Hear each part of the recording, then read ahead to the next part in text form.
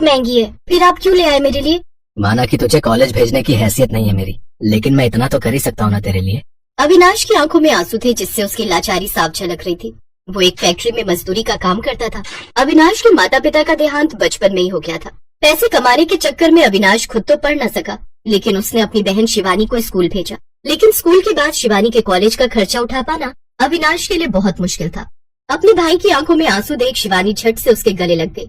भैया, आपने जो आज तक मेरे लिए किया है वो बहुत है, और कॉलेज जाकर करना भी अभी क्या है, जब इस किताब से मैं घर पर ही पढ़ सकती हूँ। अविनाश अपनी बहन की बात सुनकर खुश हुआ।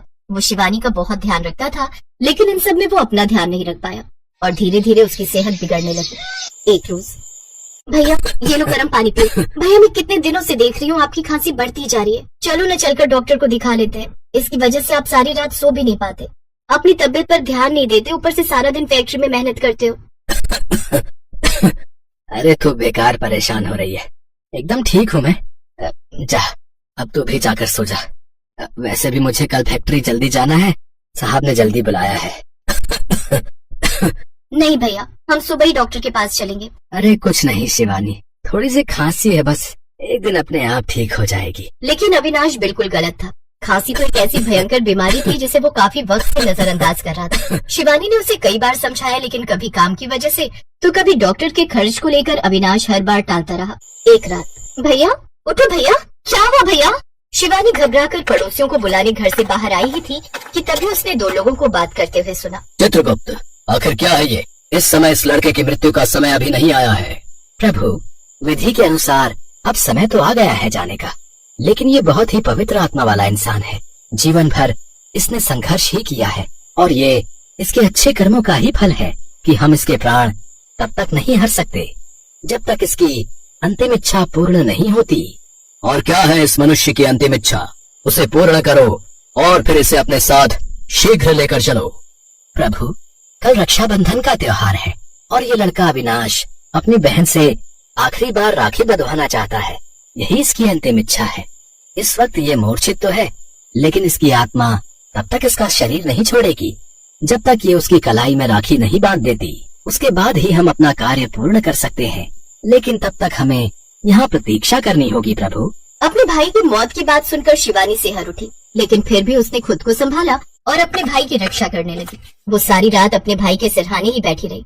अगली सुबह अविनाश को होश आया, लेकिन उसकी हालत बहुत खराब थी। वो ना तो बिस्तर से उठ पा रहा था और ना ही ठीक से बोल पा रहा था।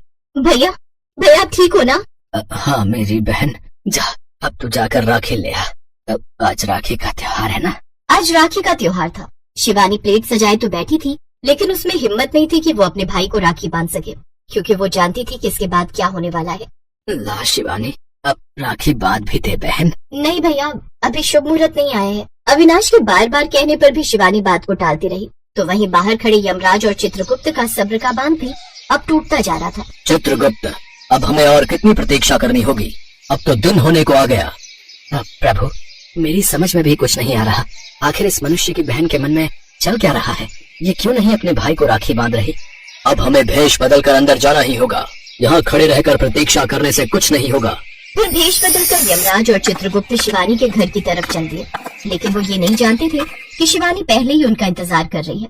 रूप बदलने के बावजूद शिवानी ने उन दोनों को पहचान लिया था, लेकिन उसने बिल्कुल भी ये बात जाहिर नहीं होनी थी। जी कहिए, किससे मिलना है आपको? जी हमें अविनाश से मिलना है।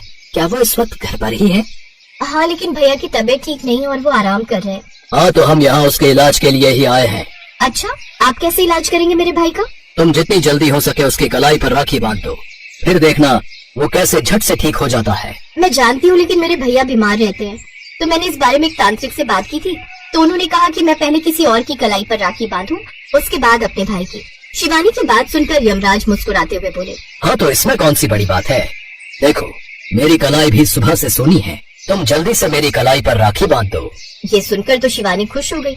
उसे तो जैसे इसी बात का ही इंतजार था। वो झट से पूजा की थाली लाई और उसने उनकी आरती उतारी और यमराज को राखी बांध देती है। सदा खुश रहो। अब बताओ, तुम्हें मुझसे उपहार में क्या चाहिए? तुम्हें जो भी चाहिए मैं तुम्हें दूंगा। सोच लो भैया, जो मांगूंगी आपको मुझे देना होगा। हाँ हाँ, हम सब कुछ दे सकते हैं, बोलो तुम्हें क्या चाहिए? तो प्रभु, मुझे आपकी राखी के बदले में अपने भाई का जीवन दान चाहिए। मैं जानती हूँ आप दोनों कोई साधारण मनुष्य नहीं बल्कि साक्षात यमराज और चित्रगुप्त जी हैं। प्रभु, मेरे भाई के अलावा मेरा इस दुनिया में कोई नहीं है। मैं आपको उन्हें नहीं ले जाने दूंगी। नहीं, ऐसा नहीं हो सकता। देखो बहन, मृत्यु तो सबकी निश्चित है और तुम्हारे भाई का समय अब आ चुका है। अगर ऐसी बात है तो फिर अपने भाई से पहले मेरी मृत्यु होगी। ये कहकर शिवानी चाकू उठाकर लाई और अपने हाथ की नस काटने ही वाली थी कि तभी यमराज ने उसे रोक लिया। जाओ बहन, खुश रहो और बिना डरे अपने भाई की कलाई पर राखी बांधो। हमने उसके प्राण तुम्हें उपहार स्वरूप दिए। ये कहकर यमराज और चित्रगुप्त वहाँ से चले गए। फिर शिवानी ने अपने भाई को राखी बांधी। अब वो पूरी तरह से ठीक हो चुका था। अब दोनों भाई बहन खुशी खुशी रहने लगे। साथ ही यमराज के आशीर्वाद से उन दोनों की आर्थिक तंगी भी दूर होने लगी।